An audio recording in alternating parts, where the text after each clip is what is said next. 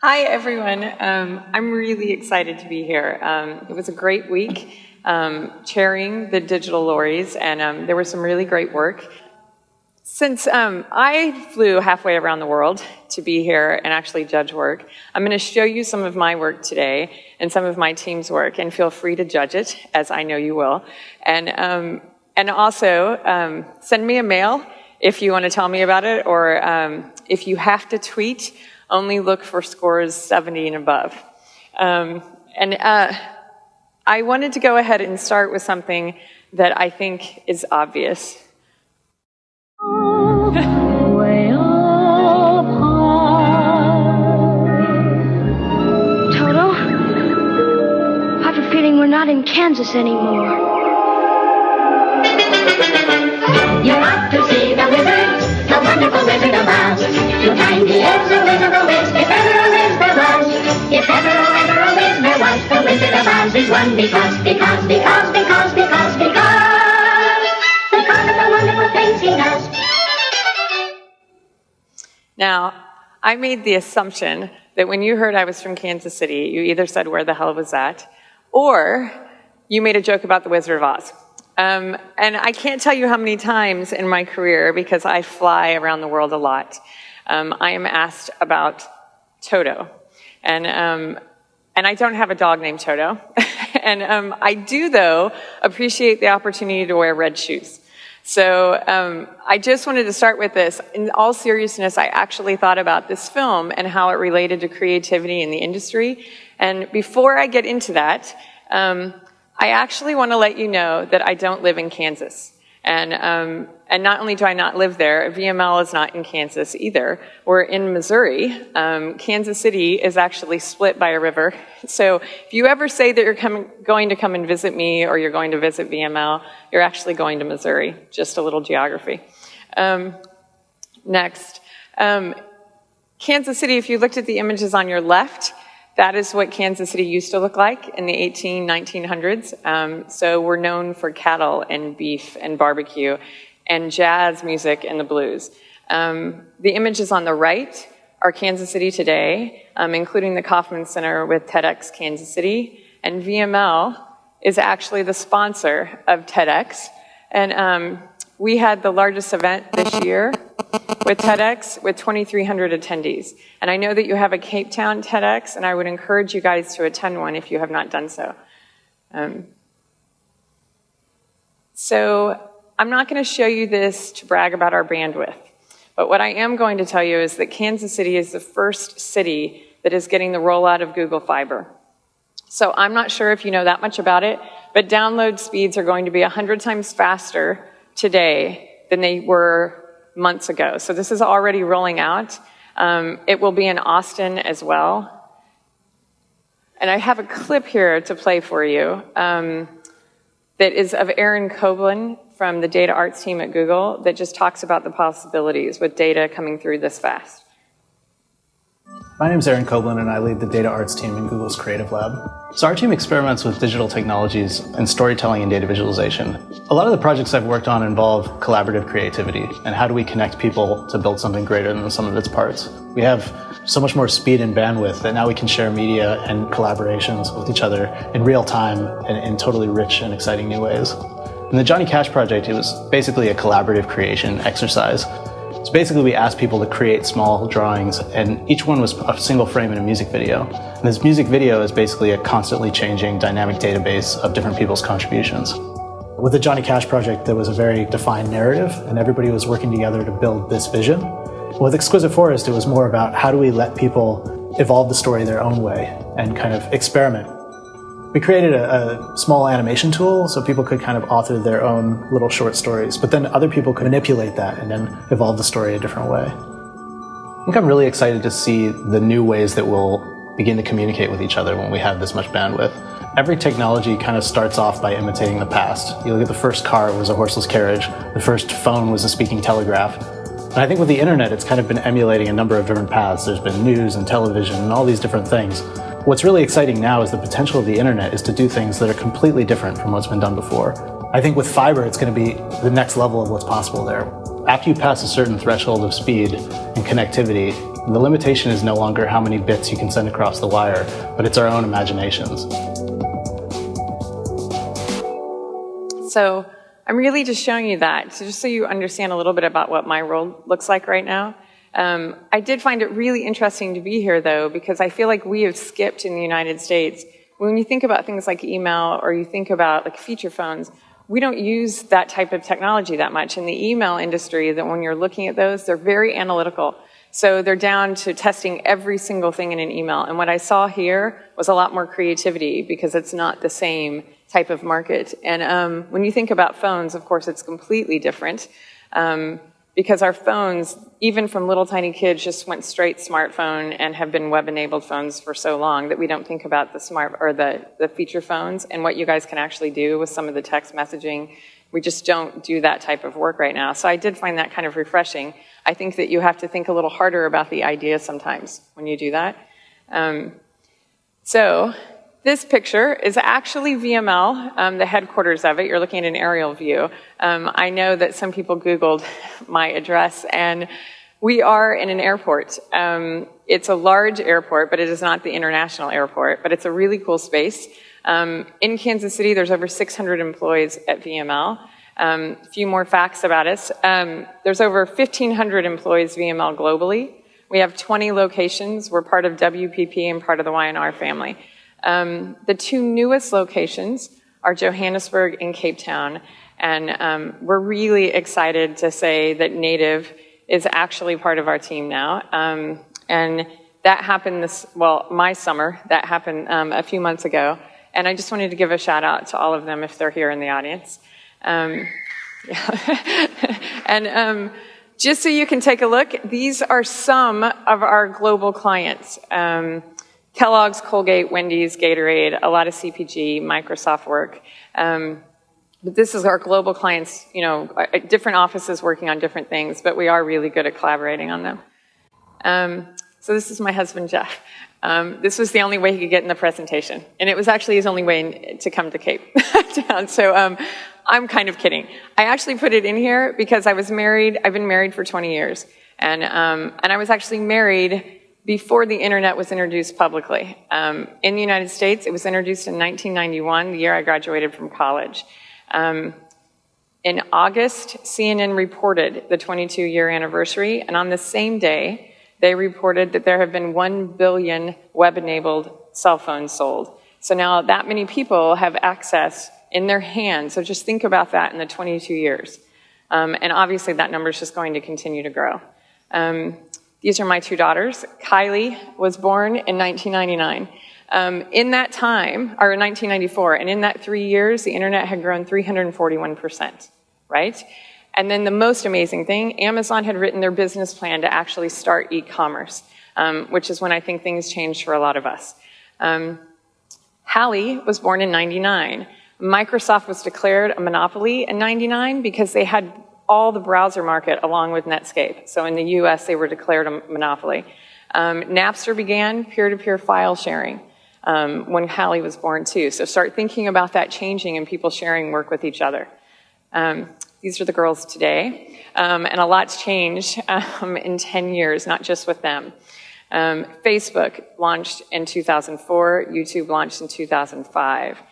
2006, estimated 92 million sites were online by that time.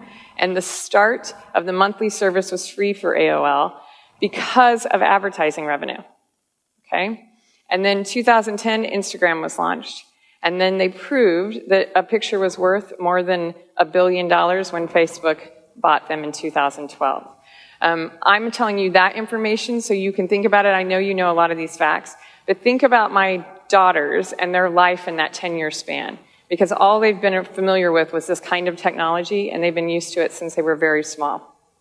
The most important thing is they only think about technology as something that just enables their normal communications, right? So I'll tell you a personal story. So Kylie, my 18-year-old, just left for college in August. She posted this picture the day that she pledged her sorority, so all of her friends and her family could see this picture. The same day, my youngest posted this picture of herself and a friend at a local event. And I want you to see Kylie's comment. I've been gone less than a week, and you're already wearing my clothes. So this conversation continued between the girls, and everyone else shared in this conversation. So it wasn't just her friends, it was all of our family members and everyone else. So if you think about technology, I think one thing that we have to keep in mind is that it's still all about human connections. It's not just about the technology itself. I also want to point out something. Kylie's 18, and when she put this picture up, she got 46 likes. Hallie's 13, almost 14 years old right now. She put that picture up and got 102 likes. They literally, at that age, will take their photos down if they are not getting more than 100 people liking their images. So I want you to know, just think about the gap in those ages and how many people, like the 13-year-old market right now, it's a little rough on Facebook because I spend some time at Facebook, and I brought back a jacket, and my 13-year-old thinks it's very uncool. So when you think about the market, they were really smart to buy Instagram because that age group is all on Instagram and Twitter, but they're not on Facebook like they used to be. So think about Facebook a little bit. It's changed, and in the States, it's become a little bit more of a mom thing and a little bit more of a grandma thing, believe it or not. They would hate me for that. So I'm back to Wizard of Oz. The characters, they're actually searching for a brain, a heart, the nerve, and a way home. I translated those for us today for wisdom, humanity, courage, and spirit, because I think that those are really important in everything that we do when we look at our work. So we'll start with the Tin Man. If I only had a brain. If you think about wisdom, one of the problems in our industry, especially in digital, is that I think we tend to overthink, and it will actually keep us from creating. So the simple point is keep it about the idea and keep the work simple, and you'll be better off. So if you think about the channels, I feel like we learn an awful lot about our client's product or service. We learn an awful lot about the audience, and we learn so much about channels and new channels all the time that I'm not an absolute fan of 360 communication, and I don't mean that wrong. I mean that you really have to think about the channels that you're using and pick the right channels, not all the channels. It can be really costly to do everything and try and just throw darts at a board, right? So make sure that you're picking the right channel when you do this. For our case today, I wanted to pull this up. This is a global web index report. It's a global report about media consumption.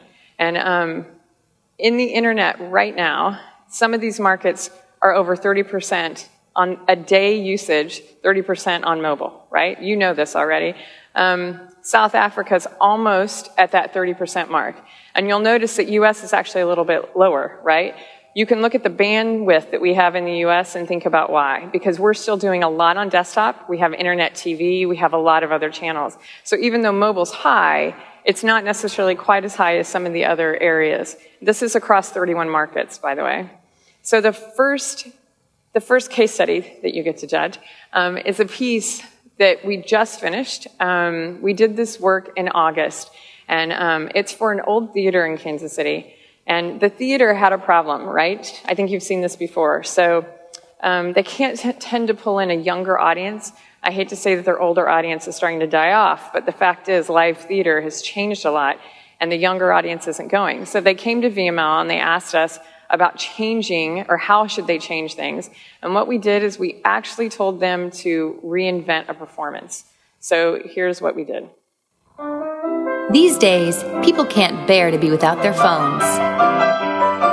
So when the Folly Theater, the oldest venue in Kansas City, needed a way to connect with today's audience, we knew the answer lay there. As social media changes everything, we have realized that the attention span is probably shorter, and so you need to do different things to keep the audience interested. But theaters and phones don't go together.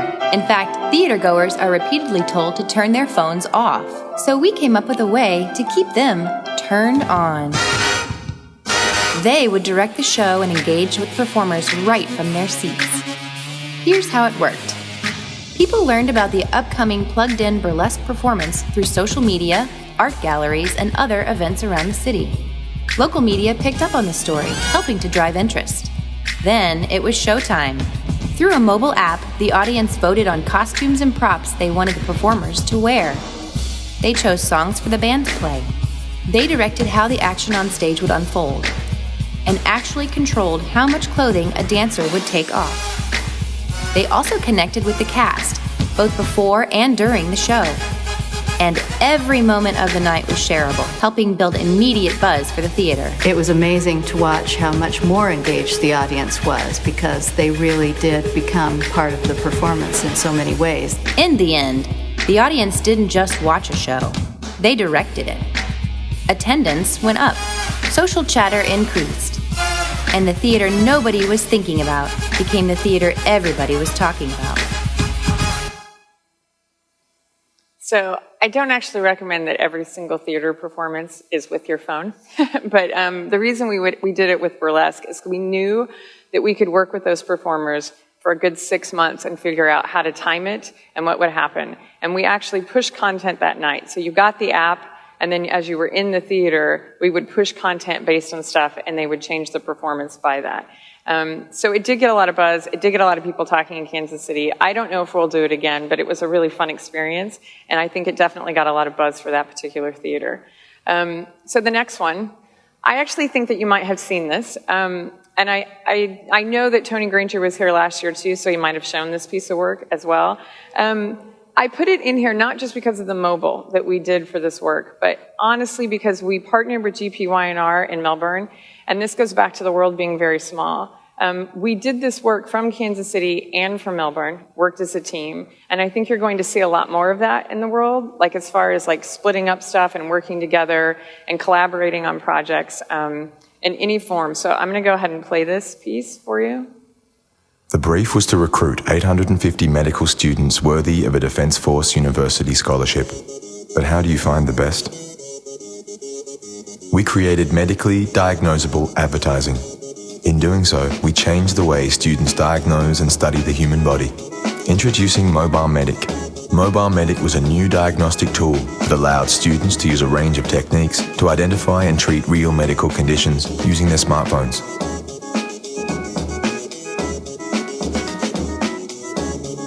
Each patient presented with a different medical emergency that required the use of unique tools to establish a diagnosis. 23 years old, heart rate 100, blood pressure 104 over 59, respiratory rate 60, 24 hours of decreased appetite, 8 hours of abdominal pain, right lower quadrant, nauseous, has vomited several times, temperature 38 degrees Celsius. Mobile Medic is extremely accurate, close enough to 100% accurate, really. And I can't find fault with it, but it's also a significant step forward in what's currently taught in medical schools. Students solved increasingly difficult medical challenges in an effort to be rewarded with a defence scholarship. The advertising became the entrance exam. Heart rate 95, blood pressure 134 over 78, respiratory rate 17. Complaining of central chest pain radiating to shoulder, onset 90 minutes ago. Nauseous and diaphoretic, smoker, pain began whilst moving equipment, denies shortness of breath. I think the stages of diagnosis are as true to life as one would actually get without having a human being in front of you and being able to touch them and feel them. Audio and visual augmentation, triggered by markers embedded in the poster, immersed them in the reality of diagnosis. Heart rate 89, pressure 134 over 78, respiratory rate 17. Complaining of right-sided chest pain and shortness of breath following training accident, a fall from vehicle. Those who performed best across the campaign were phoned straight away. Congratulations, you're exactly the sort of person we're looking for. Mobile Medic alone found and directly recruited 850 of the most highly skilled medical students in the country, filling every available position with only the best. This new diagnostic tool lives on as an education platform in all defence universities across the country, with an ever-increasing library of diagnosable conditions, creating better prepared doctors for the future. I think it's got enormous potential benefits for not only Australian students, but perhaps students worldwide. I don't believe that there's anything like this being used anywhere in the world. Mobile Medic, putting our Defence Force and the citizens they work alongside in safer hands.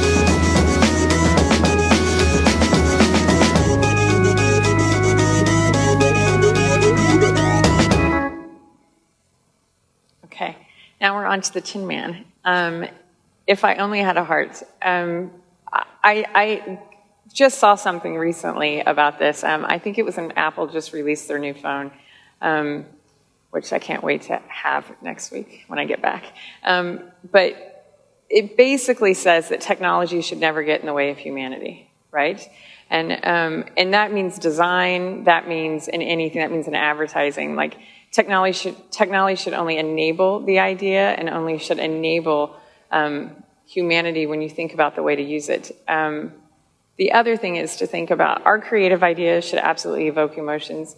So sometimes in digital, I think we lose that as well, and you will definitely connect with your audience better if you're thinking about the emotional connection that you're going to make. So this next piece, we just launched too. We finished a 5-week campaign, and the insight was that people love to share what they love, and that's even about fast food. So I'm just going to play this one.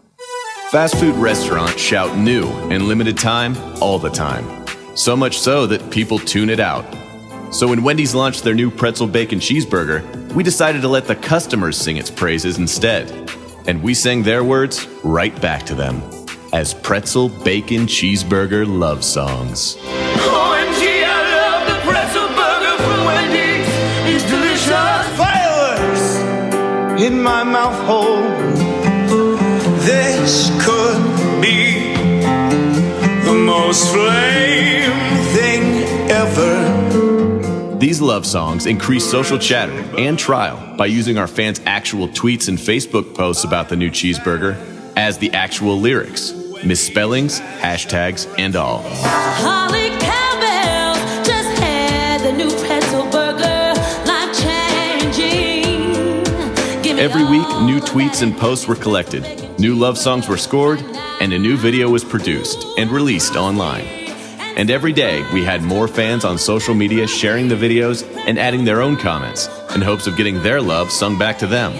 We even had former boy band balladeer Nick Lachey perform the sexiest tweet-written song ever dedicated to a pretzel bacon cheeseburger.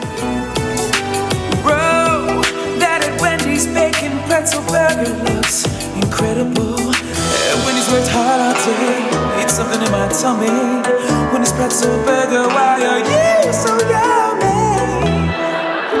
In the end, pretzel love songs became the most engaging and talked about Wendy's campaign in the brand's 44-year history, helping to make the pretzel bacon cheeseburger Wendy's most successful product launch ever. You have to hear this, guys. Those are all tweets that people have written about Wendy's pretzel bun bacon cheeseburger. I mean, he's over the top, and there are lines in it. He sings, "This is awesome town." Right? We covered it. It's made their stock go through the roof. Hashtag pretzel love songs. That's right. Hashtag pretzel love songs. Genius! Hashtag pretzel love songs. Hashtag Wendy's pretzel burger is hands down. This is awesome town. Thanks for sharing the Wendy's pretzel bacon cheeseburger love, planet Earth.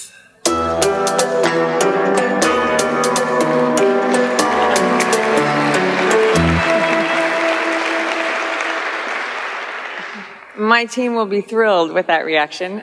So I want to tell you, when the executive creative director and his team came to me with this idea, we were talking about what teams had right now and what were really good ideas, and they were nervous about this one. And here's why. Because Wendy's has only done coupons, and when they've done stuff for social media, they have only done things that gave away something.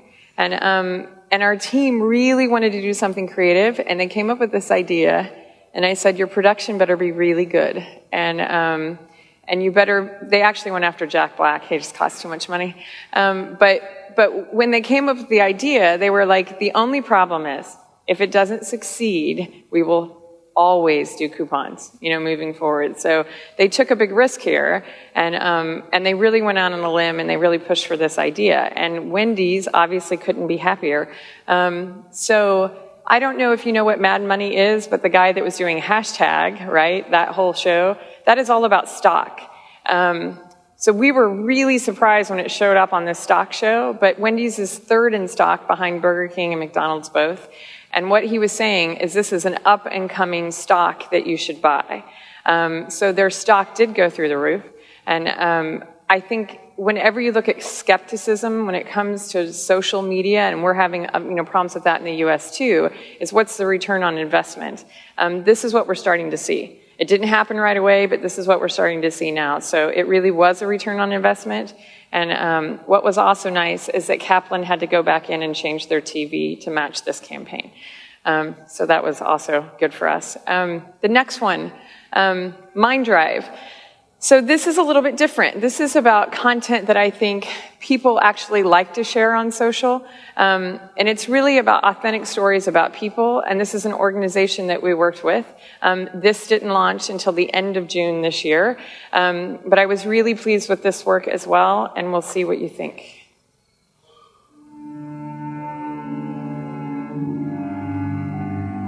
I was thinking about dropping out my freshman year. I was affiliated with gangs. I got shot in the back. We really wanted to form a program for high school kids because there's a lot of programs for younger kids, and people think that at the high school age it's too late, and we're here to prove that it's never too late. Mind Drive, a hands-on learning program in Kansas City, found a way to help keep kids in school. Simply by having mentors teach at-risk students how to build electric cars, they saw graduation rates shoot up to 100%. Before I joined Mind Drive, I was failing classes, and today I'm on Principal's Honor. The program worked. Problem was, no one outside of Kansas City knew about it. So, we had the students drive their electric car from Kansas City to Washington, D.C. to try and meet with legislators on education reform. But before the car could move, people would have to talk about Mind Drive, which meant every tweet, Instagram pic, and Facebook post would be converted into energy that powered the car. We called it Social Fuel. First, we built a social media listening tool to capture conversations around Mind Drive. Then, we installed a conversion app in the car that turned the social chatter into social watts and acted as a fuel gauge. To generate the fuel, we posted a video asking for help. Please help us get from KC to DC. And held a press conference to kick off the trip. If people weren't talking about Mind Drive, the kids could end up stranded. But the support started immediately. It had to happen. The tweet-powered car. People were paying attention. People that could make a difference were paying attention. Richard Branson wrote a blog about us. Nancy Pelosi retweeted our tweets. These students, they're really starting to feel like rock stars. The social fuel poured in as news reports showed up as far away as India, Finland, even Kazakhstan. Social networking sites, Facebook or Twitter. The car in the US that really hopes you like it. All this got the attention of leaders in D.C. The students were met by government officials and were invited to tell their story at a congressional briefing. They not only made it to D.C., but had enough social fuel to complete the journey 7 times. But even more impressive are the new Mind Drives now opening in Ohio, Texas, Colorado, California, and halfway around the world in Australia. In the end, a car powered by social media got the whole world talking about education reform. So, thanks.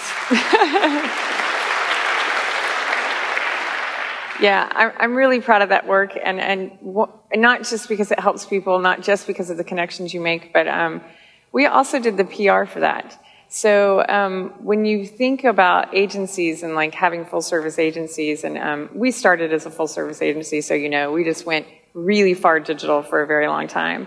But we brought back in skill sets recently, and we really did all the PR for this work too. So I was really happy with the team overall and how far this reached.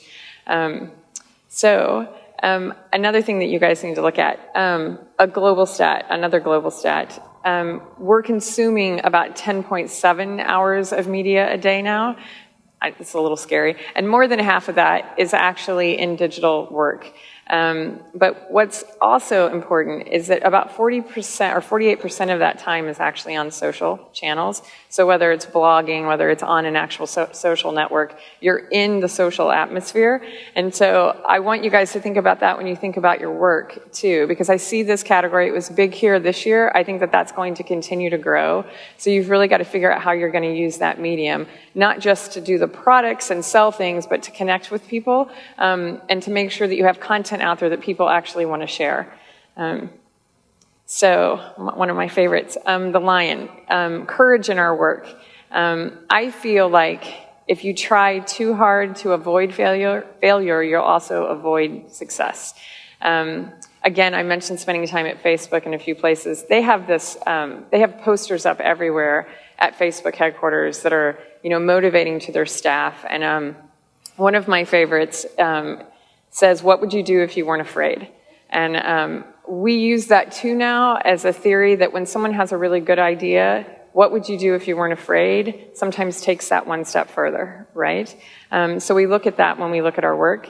And I added in the exchange from Native because, and some of you will be familiar with this work, but what they could have done is they could have actually done this online. They could have asked for donor sign-ups online. They could have put the clothes online. And what they did is they knew that they would reach consumers better by actually being in a mall and actually running this in a physical space.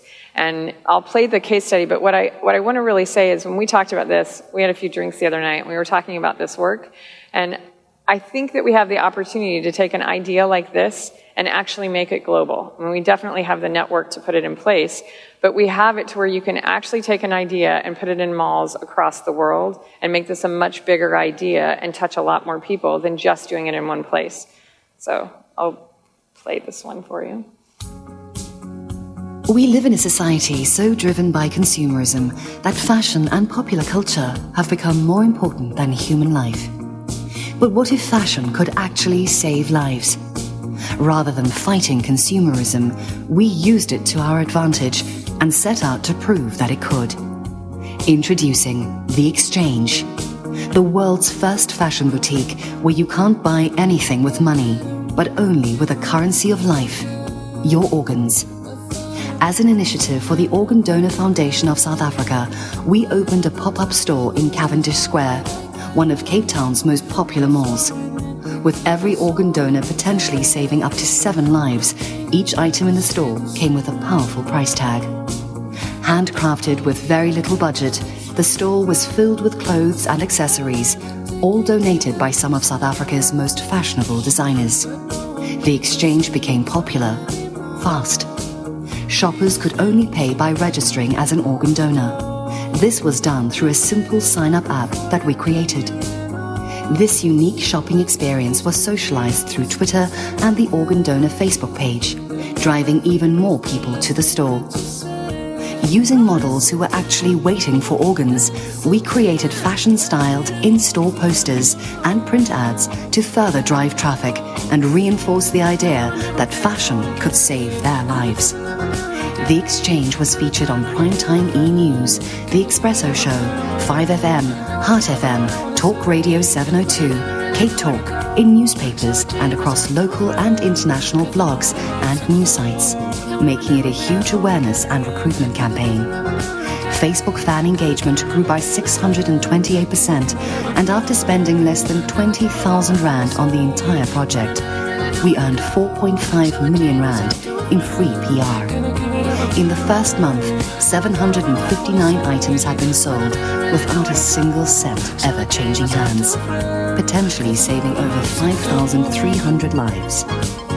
We proved that when handled in the right way, consumerism can actually make a difference. And in the case of the exchange, save lives.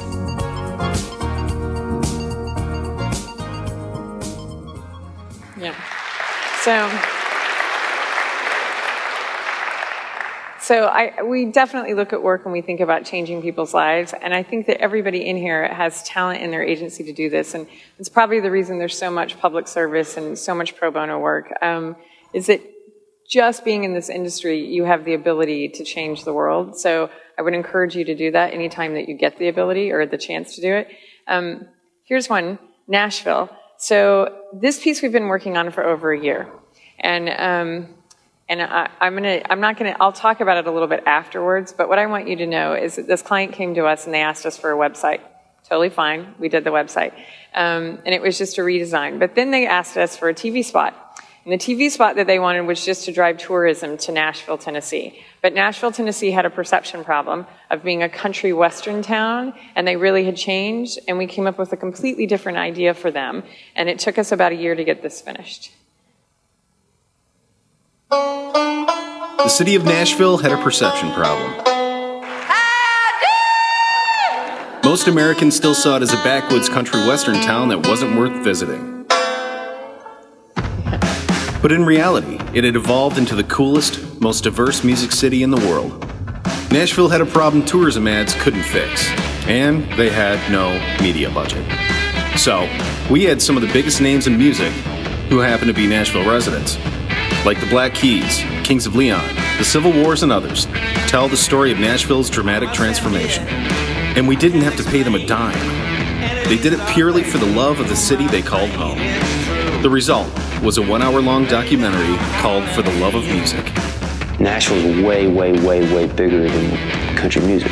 If Hank Williams came back to town, he'd look around going, what's going on? There really are no parameters, you know, there are no walls. You can do whatever you want to do in Nashville. I feel like I'm not as cool as a lot of the kids walking around here. It's like, wow. The hipsters have officially invaded Nashville, for sure. ABC took an interest in the film and agreed to run it both on air and online. It was like, wow. You know, we just got to the land of Oz. What was essentially a 60-minute commercial for the city of Nashville ran at no media cost on one of the world's largest television networks. They saw it as pure entertainment that would draw viewers and advertising dollars.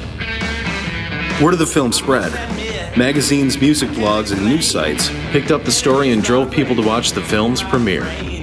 Millions tuned in to learn about the city they knew little about. Then, we leveraged the huge social reach of the artist to drive their 18 million fans to abc.com, where they could view episodes and exclusive content. Music City is now truly Music City.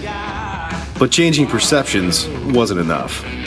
We needed to get people to Nashville, so a second screen mobile app connected the stories in the film to actual places in Nashville, inspiring viewers to plan a visit. And once they were there, the app became their personal tour guide, directing them to Nashville's must-see locations and favorite rock star hangouts. You can go out on any given night and see, you know, some great musicians, and maybe even some really famous ones. And thanks to the locals, we have a film that will become a permanent part of the city's history.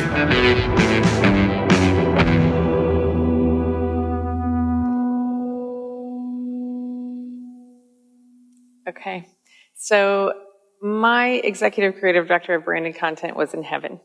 He is a music lover, and when he pitched this idea to them, it took the client a big leap to do this work, because what we had to do, since it was all free from all the locals that we were talking about, is it did take us about a year, because you had to work with all their schedules to get everything done, but they did this all for free.